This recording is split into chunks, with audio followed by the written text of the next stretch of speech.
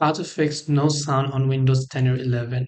Now, first of all, very basic thing, make sure that your computer is not set to the mute option and make sure that it has enough volume to actually give you the audio.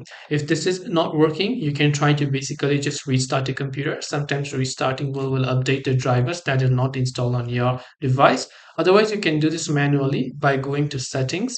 Once you go to settings here, you'll see a couple of options. You want to go to system, then you want to go to sound. Once you go to sound, here are a couple of options that it asks you to. So first you can actually test these particular sounds, right? Now, if you're having issues, now not input but output because sound is not coming out from your speaker. So we will select output devices here and it'll run a couple of troubleshooting steps right from here. And once you've done that, it'll install or reinstall all of the missing drivers that are currently missing from your computer. And from here, you can also go to more sound settings and choose to upload all of the other sounds if you want to. I would also recommend you go to Windows Update and check if there is any sort of updates available for your Windows, and you'll be able to update it to the recent version.